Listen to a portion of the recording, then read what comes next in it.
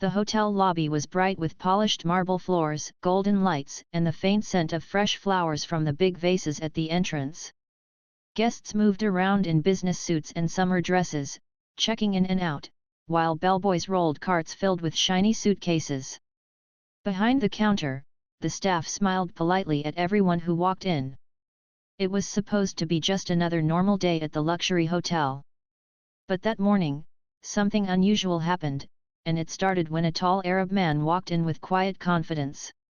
He was dressed in a fine tailored suit, his shoes shining, and he carried himself with dignity. His eyes were calm but sharp, and in his hand was a passport and a booking confirmation. Everyone could see he was not just an ordinary guest. He had an air of wealth and authority, but at the same time, he looked like someone who wanted respect more than attention. The front desk receptionist greeted him with her usual cheerful tone, "Good afternoon, sir, welcome to our hotel. Do you have a reservation?" The Arab man nodded politely and responded in Arabic, his words flowing smoothly but completely unfamiliar to the receptionist. She froze for a moment, blinking, trying to catch even one word she might understand. But nothing made sense to her. She turned to her colleague beside her and whispered, "I think he doesn't speak English." The other receptionist tried again, speaking slowly and louder, as if volume would solve the problem. "Do you have reservation?" She pointed at the computer screen. The man looked at her with slight confusion. He repeated something in Arabic, tapping his booking paper gently on the desk. He was calm, but it was clear he expected to be understood. People waiting in line began to look over, curious about the situation. A couple whispered to each other, while another guest shook his head impatiently, annoyed at the delay. The receptionist grew nervous and pressed the bell for the manager. The hotel manager, a tall man in a black suit, approached with authority. "Good afternoon, sir," he said with a confident smile. But when the Arab man spoke again in Arabic, the manager's smile began to fade. He didn't understand a word either. He looked at the booking paper and managed to match the name with one in the computer system. With hand gestures and broken English, he tried to show the guest where to sign, where to present his card, and where to go. It was awkward. The Arab man's brow furrowed slightly. He wasn't angry, but his disappointment was visible. The whole check-in process, which usually took 2 minutes, dragged on with hand gestures, half-guesses, and forced smiles. Finally, the manager handed him his keycard and pointed toward the elevators. The man nodded, accepted the key, and walked away silently. The staff sighed in relief, but some chuckled quietly as soon as he left. "Rich, but can't even say hello," one receptionist muttered under her breath. The others laughed softly, not realizing that their words carried arrogance more than professionalism. What they didn't know was that the man was not just a wealthy tourist. He was a billionaire businessman from the Middle East, a man who had traveled the world, spoken at international gatherings, and owned properties in different countries. English wasn't his strength, but his success did not depend on language, it depended on his intelligence and discipline. But here, in this hotel, none of that mattered. The staff saw only a guest who couldn't speak English, and that became their reason to look down on him. Later that afternoon, the Arab man came down again to the lobby. He wanted to ask for a car to take him to a business dinner. He approached the concierge desk, where another staff member sat, typing quickly on the computer. The man spoke again in Arabic, politely asking for the car service. The concierge stared at him, confused. "Sir, taxi? Uber? Or, do you mean shuttle bus?" he guessed, trying random words. The guest repeated, this time using a few gestures, pointing toward the door. The concierge shook his head. "I don't understand." He looked annoyed now, tapping his pen on the desk. "Why doesn't he just try? Say something? Anything in English," he whispered to another staff member, loud enough for people nearby to hear. Guests around the lobby started noticing again. A family waiting on the sofa whispered, while a businessman smirked and muttered, "Money can't buy language." The Arab man noticed the growing impatience around him, but he kept his composure. He didn't shout. He didn't make a scene. Instead, he stood straight, his face calm, his eyes sharp but filled with quiet disappointment. The staff finally waved for the manager again. The manager came over, tried using a translation app on his phone, but the words came out wrong. The app translated half sentences incorrectly, creating even more confusion. The guest finally sighed, holding his head slightly, wondering why something so simple had become such a challenge. He was used to hotels around the world where staff were trained in multiple languages. But here, in this grand hotel, no one could understand him. At the same time, a maid was quietly walking past the lobby. She was a black woman, dressed in a neat uniform, holding a cleaning cart. She was invisible to most people in the hotel, the kind of person staff and guests rarely noticed. She had been working there for years, cleaning rooms, hallways, and sometimes even the lobby floors. She moved with humility, keeping her eyes low, trying not to draw attention. But she was intelligent, observant, and carried a secret skill that no one in the hotel really knew about. As she pushed her cart past the concierge desk, she overheard the frustrated voices and the repeated Arabic words. Her eyes widened. She recognized the language instantly. She had lived for some years in an Arab country before moving back, and she had picked up the language fluently. She paused, her hands gripping the cart. Part of her wanted to keep walking after all, she was just a maid, and the situation wasn't hers to solve. But something inside her, a mix of courage and empathy, pushed her to step forward. The Arab man was standing there, repeating the same request, his dignity intact but his patience thinning. The staff looked helpless and embarrassed. That was when the maid took a breath, stepped closer, and softly spoke in perfect Arabic, "Sir, do you need help?" The man's eyes lit up instantly. Relief flooded his face. His whole posture changed, like a heavy burden had just been lifted. He looked at her with surprise and gratitude, and for the first time since he arrived, he smiled warmly. Everyone around froze. The staff at the desk stared at the maid, shocked. Guests in the lobby turned their heads. Nobody could believe what they had just heard. The maid, the quiet woman they barely acknowledged, spoke fluent Arabic with grace and confidence. The Arab man nodded eagerly and explained his request in detail to her. She listened carefully, nodding, then turned to the staff and translated, "He needs a private car arranged for dinner tonight." Her voice was steady, professional, and clear. The staff scrambled to respond, embarrassed at how easily she had solved what they could not. The manager gave her a stunned look, realizing they had overlooked the most valuable person in the room. For the first time that day, the billionaire felt understood. And it was not the polished manager, not the smiling receptionist, not the impatient concierge, it was the maid, the one person nobody ever thought twice about. The next morning, the hotel lobby looked calm on the surface, but behind that calm there was still talk about the night before. Staff members whispered among themselves about what had happened. The story of the maid speaking Arabic had spread like wildfire. Some laughed in disbelief, some shook their heads in embarrassment, and others tried to hide the fact that they had looked down on the Arab man earlier. The maid, however, returned to her normal duties quietly, as if nothing had happened. She rolled her cleaning cart, carried her bucket, and wiped the floors with her usual care. To her, helping the guest had been simple respect. She didn't do it to show off. But to the billionaire, it had meant much more.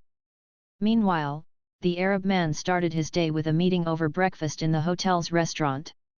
He was seated at a corner table, dressed elegantly in a fresh suit, while waiters moved swiftly around serving coffee and food. When the waiter tried to take his order in English, the same problem returned. The man gave his request in Arabic, polite but firm. Once again, confusion filled the air. The waiter blinked, looked around, and mumbled, "I don't understand." Another staff member was called over, but still no luck. Guests at other tables glanced over, amused by the awkwardness. The Arab man's face stayed calm, but the faint shadow of disappointment lingered again. Suddenly, the same maid entered the restaurant with her cleaning tools, quietly sweeping a corner. She heard the familiar sounds of Arabic and saw the guest struggling once more. She hesitated, but then stepped forward with confidence. "He wants fresh fruit and Arabic coffee," she explained smoothly to the waiter. The Arab man smiled at her again, nodding gratefully. The waiter's eyes widened, and he rushed to place the order correctly. Now more people noticed. The wealthy man, respected around the world, had found comfort only in the voice of the maid. Other staff members began whispering, "How does she know Arabic? Why didn't we know this before? She's been here for years and never told anyone." The maid ignored the whispers. She simply did what was right, then quietly returned to her sweeping. But the Arab man kept watching her. In her, he saw something rare, humility combined with intelligence. She wasn't loud, she wasn't proud, but she had given him dignity when no one else had. Later that day, another situation unfolded. The billionaire wanted to book a meeting room for an important business discussion with local partners. He went to the reception desk and spoke again in Arabic, pointing to the conference room schedule. The receptionist grew nervous. She didn't want to repeat the mistakes of the day before, so she nodded randomly, trying to guess what he wanted. The billionaire's face showed clear disappointment now. This wasn't a small matter, it was about his business. The receptionist panicked and called the manager. Before the manager could arrive, the maid appeared again. She had been dusting near the lobby plants when she heard the man's voice. She walked up gently, bowed her head with respect, and spoke to him in fluent Arabic. He explained clearly what he needed. She turned to the receptionist and said, "He wants to reserve the large meeting room for 2 hours this afternoon. Please arrange it." The receptionist quickly typed the request, relieved. The Arab man smiled warmly at the maid again, his eyes filled with gratitude. The staff around her stared, almost in shame. By now, the whispers had spread to every corner of the hotel. Guests were talking about the maid who spoke Arabic better than anyone. Staff were both surprised and embarrassed. Some began to feel small, realizing they had mocked a man they could not understand, while the maid, someone they had overlooked, had shown true respect. That evening, the Arab man returned to the lobby after his meeting. His car was waiting outside, but before leaving, he paused. He looked around until his eyes landed on the maid, who was wiping down a marble table. He walked over slowly, the whole lobby watching. The staff held their breath. What would he say? Would he be upset with the others? Would he scold them? Instead, he smiled kindly at the maid and spoke in Arabic, thanking her for helping him again and again. Though others could not understand his words, the sincerity in his tone was clear. The maid smiled back, bowed slightly, and answered softly. She didn't look proud, she looked grateful just to be of help. The billionaire then turned to the manager and pointed at the maid, speaking firmly in Arabic. The manager didn't understand, but the maid translated, "He says you should respect your staff, because you never know their value until the right moment comes." The entire lobby went silent. The manager flushed red, nodding awkwardly. The staff avoided eye contact, feeling the weight of those words. The Arab man left soon after, but his presence lingered. Everyone in the hotel felt the shift.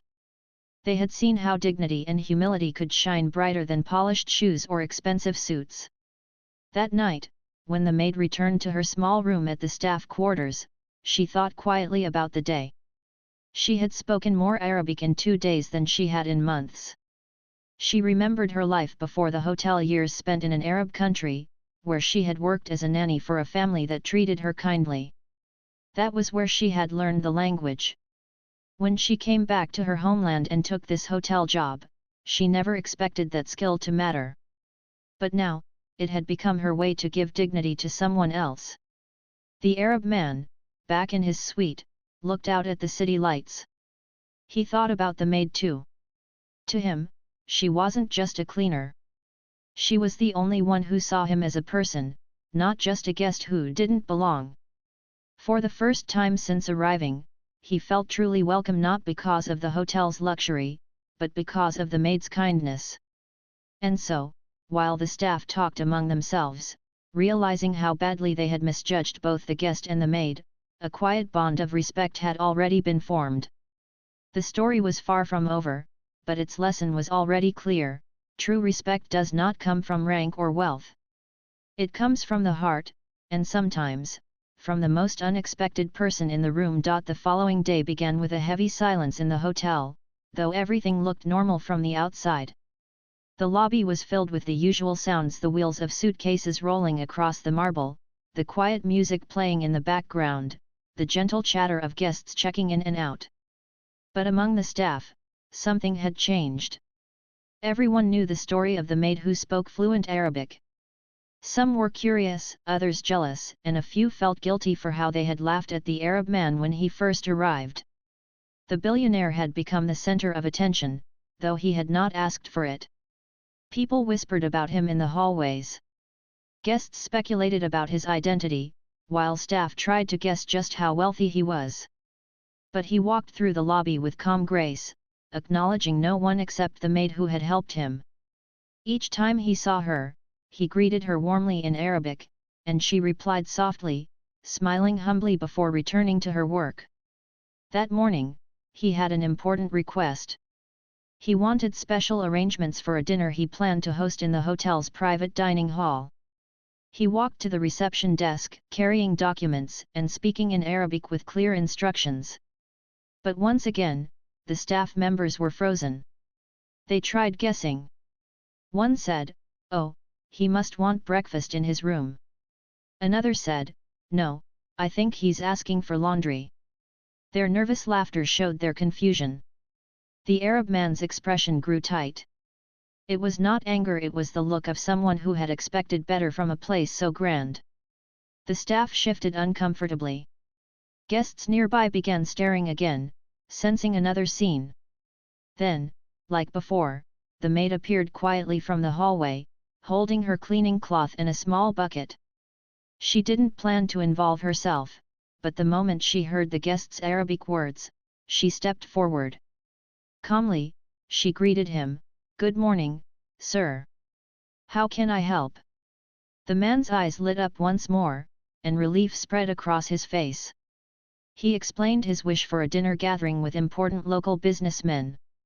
The maid listened attentively, nodding as he described the food, the decorations, and the privacy he required. Then she turned to the staff and translated clearly, "He wants the private dining hall prepared tonight for a business dinner. He requests traditional Middle Eastern dishes, fresh fruit, and Arabic coffee served." The staff gaped at her, stunned by the detail and confidence in her words. The manager, who had just arrived, blinked in embarrassment. "Of course, we will arrange it," he said quickly, rushing to note everything down. The billionaire smiled warmly at the maid and placed his hand gently over his heart, a sign of deep respect in his culture. She bowed her head slightly and stepped back, ready to continue her cleaning work. But the entire lobby had already noticed. Guests who had been watching whispered things like, "That maid is incredible," and "She saved them again." By the afternoon, the hotel buzzed with activity as staff prepared the dining hall. But something unusual happened. Instead of relying on the managers alone, many of the staff began seeking the maid's help. They asked her, "How do we say welcome in Arabic? How do we serve coffee the right way? What will impress him?" At first, she hesitated. She was used to being invisible, not someone others turned to for advice. But seeing their genuine need, she helped gently.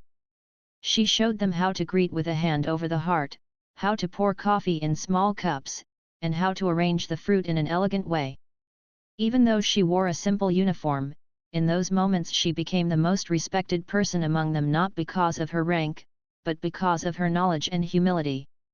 That evening, the dinner began. The dining hall glowed with golden lights and beautifully arranged tables. The Arab billionaire entered with his business guests, speaking proudly in Arabic, confident that everything had been prepared correctly. The staff stood ready, nervous but more respectful this time. The maid remained in the background, not seeking attention, but ensuring everything flowed smoothly. As the guests took their seats, the first course arrived, dishes inspired by Middle Eastern flavors.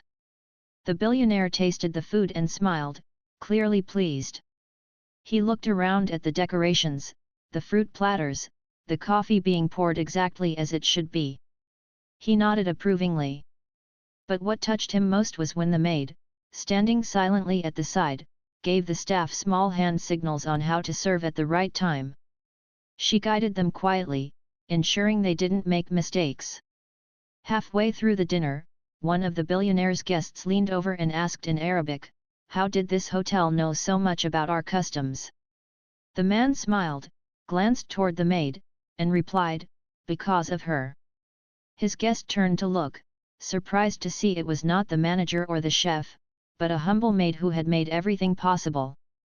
Meanwhile, the hotel staff who had once mocked him now looked at him differently. They realized the importance of respect, not just for wealth but for culture. And they began to see the maid differently too. No longer just someone who cleaned their messes, she had become their bridge, their teacher, and their quiet savior. After the dinner ended successfully, the billionaire called for the manager and the maid. Everyone held their breath as the two stood before him. He spoke in Arabic with a serious tone. The manager looked lost again, until the maid translated. "He says tonight was perfect, and he is grateful. He also says that I should not be standing behind others, I should be respected for what I know." The room fell silent. The staff looked down, ashamed. The billionaire then thanked her directly, his eyes warm with gratitude. The maid bowed her head humbly, whispering that she was only doing what was right. That night, as the guests left smiling and satisfied, the hotel manager pulled the maid aside. "For the first time," he said, "thank you. You saved us." The words were short but sincere. The maid nodded softly and returned to her duties, wiping down tables as if nothing extraordinary had happened. But deep inside, she knew things had changed. People now looked at her with different eyes. She was still a maid, still in her uniform, but she had earned respect in a way that no title could take away. And for the Arab man, his quiet smile showed that he had finally found someone in this foreign place who understood him not because of money, but because of humanity. The story was no longer about misunderstanding. It was becoming a story of unexpected friendship, respect, and the power of seeing value where no one else looks. The hotel was alive with quiet gossip by the time the billionaire's stay was nearing its end. Everyone had seen how the black maid had stepped in again and again, saving situations that could have turned into embarrassments. She never looked for praise, but her simple act of speaking Arabic had changed the atmosphere of the whole hotel. Staff who once ignored her now nodded politely when she passed. Some even whispered words of thanks. Yet, to her, life went on as usual. She still pushed her cleaning cart, dusted tables, and carried her bucket. For her, dignity came not from recognition, but from doing her job well. The billionaire, however, had not forgotten. On his final morning, he asked for the maid by name. The manager was surprised. Important guests usually wanted the best suite, a personal assistant, or the head chef. But this man wanted to see the maid. Nervous, the manager sent someone to fetch her. She came quietly, her uniform neatly pressed, her eyes lowered as she walked into the luxurious private lounge where he was waiting. The billionaire stood when she entered. He placed his hand over his heart, a gesture of deep respect. In Arabic, he said warmly, "Thank you. You have given me dignity in a place where I felt invisible." The maid translated for the manager, who stood nearby, but her voice trembled slightly this time. She had never been addressed with such honor before. The billionaire then surprised everyone. He turned to the manager and spoke firmly. "This woman is worth more than gold," he said in Arabic. The maid translated again, her voice soft but steady. The manager flushed, realizing the weight of those words. The Arab man then reached into his case and pulled out an envelope. Inside was a generous financial gift.